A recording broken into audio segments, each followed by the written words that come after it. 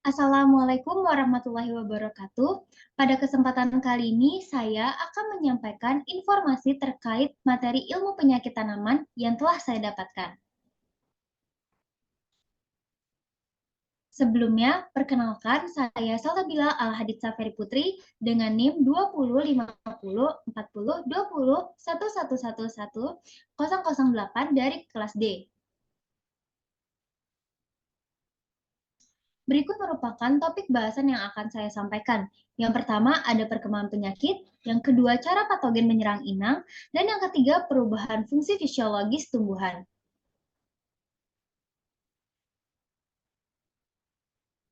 Perkembangan penyakit tumbuhan pada dasarnya tergantung dengan tiga unsur penyakit, yaitu patogen, inang, dan lingkungan, di mana ketiganya akan membentuk interaksi yang dikenal sebagai segitiga penyakit yang dapat dilihat pada gambar berikut. Apabila salah satu unsur tidak mendukung, maka tidak akan terjadi penyakit pada tumbuhan tersebut.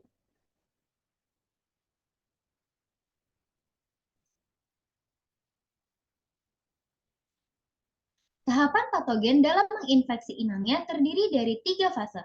Di antaranya fase prepenetrasi, yaitu mencakup inokulasi, perkecambahan spora, pertumbuhan tabung kecambah, dan pembentukan apresoria. Dan yang kedua, fase penetrasi yang mencakup penetrasi pada inang. Dan yang terakhir ada fase post-penetrasi yang mencakup kolonisasi pada inang, pemecaran spora atau dikenal juga sebagai sporulasi, serta matinya koloni.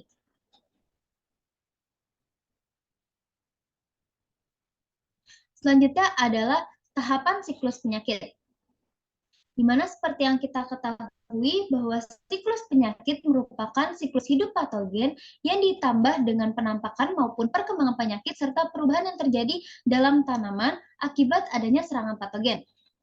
Tahapan utama dalam siklus penyakit diantaranya ada inokulasi, perkecambahan spora dan pertumbuhan tabung kecambah pada jamur, penetrasi, kolonisasi atau invasi, pemencaran patogen, serta bertahannya patogen tanpa inang.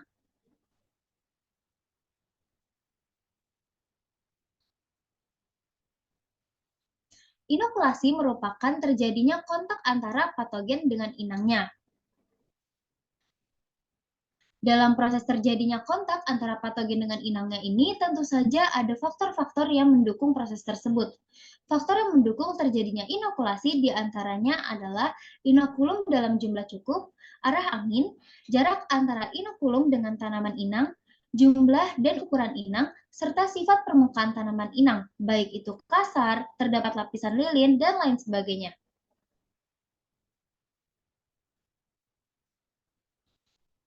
Penyerangan tanaman inang yang dilakukan patogen pada dasarnya bertujuan untuk mengambil makanan dari inang tersebut.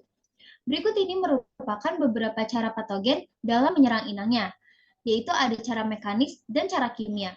Cara mekanis dilakukan pada semua nematoda, beberapa jamur, dan semua tumbuhan tinggi parasit.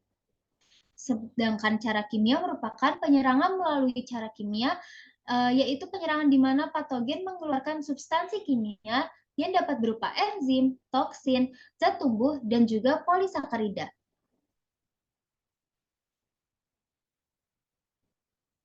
Nah, seperti yang telah disinggung sebelumnya, bahwa cara mekanis dilakukan pada semua nematoda, beberapa jamur, dan semua tumbuhan tinggi parasit. Di mana sebelum melakukan penetrasi, jamur dan tanaman tinggi parasit perlu melekat pada bagian permukaan tanaman inang.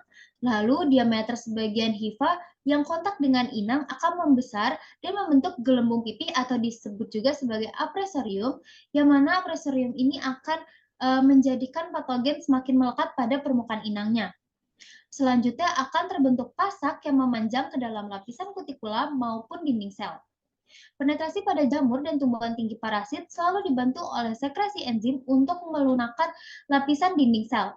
Sementara pada nematoda, penetrasi dilakukan pada inangnya dengan menusukkan alat stiletnya, lalu bagian depan tubuhnya akan masuk ke dalam dinding sel dan juga masuk ke jaringan tumbuhan.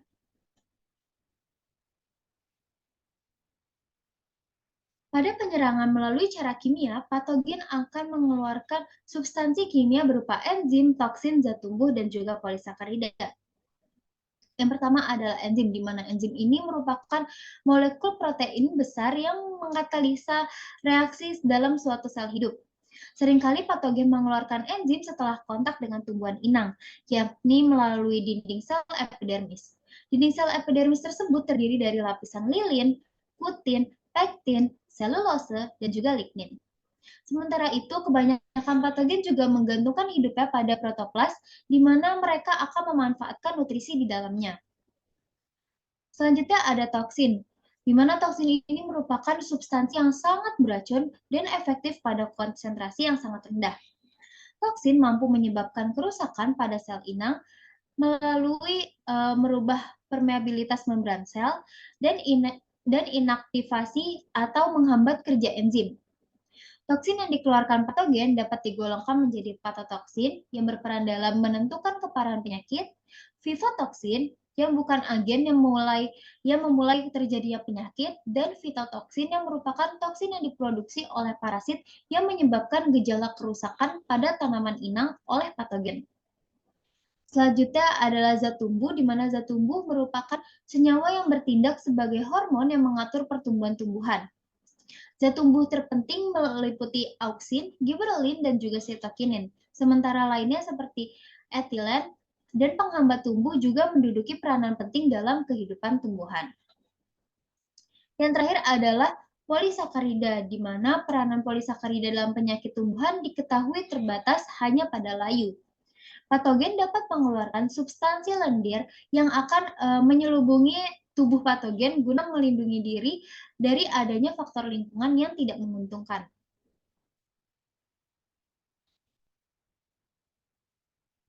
Selanjutnya adalah terkait dengan perubahan fungsi fisiologis tumbuhan. Proses fisiologis pada tanaman yang sakit berbeda dalam beberapa hal dengan tanaman yang sehat. Hal ini dikarenakan keberadaan patogen yang mampu mempengaruhi proses-proses fisiologi tanaman seperti fotosintesis, translokasi air, translokasi nutrisi, respirasi, permeabilitas membran sel, serta transkripsi dan translasi. Pengaruh patogen terhadap fotosintesis dapat dibuktikan melalui rusaknya jaringan pendukung fotosintesis pada tanaman. Tanaman yang terserang akan menjadi sakit dan klorofil yang terkandung di dalamnya akan berkurang. Tidak hanya itu, namun kloroplas juga akan mengalami kerusakan. Hal tersebut tentunya akan berdampak pada penurunan proses fotosintesis. Selanjutnya adalah pengaruh patogen terhadap translokasi air. Tanaman yang sakit akibat serangan patogen akan berdampak pada translokasi air yang terganggu.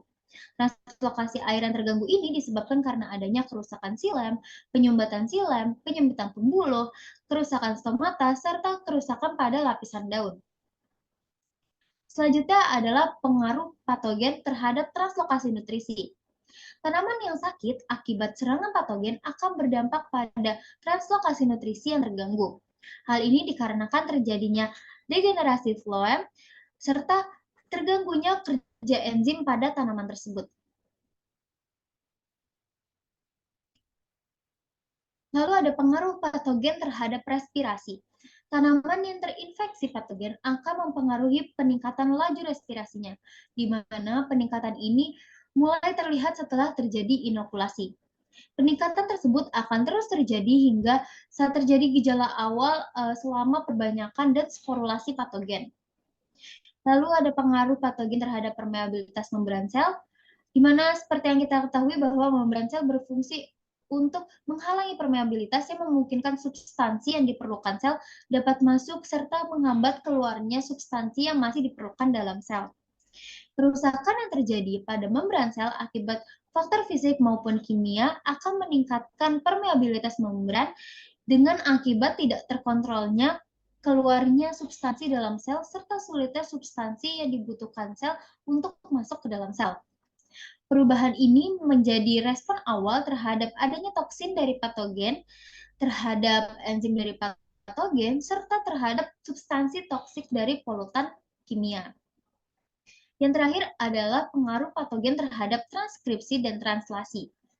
Patogen mempengaruhi transkripsi melalui tindakan merubah komposisi, struktur, maupun fungsi dari kromatin yang berhubungan dengan sel DNA.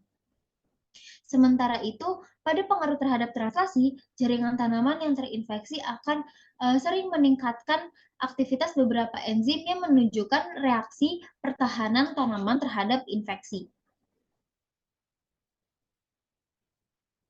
Sekian yang dapat saya sampaikan. Semoga dapat bermanfaat. Kurang lebihnya mohon maaf. Wassalamualaikum warahmatullahi wabarakatuh.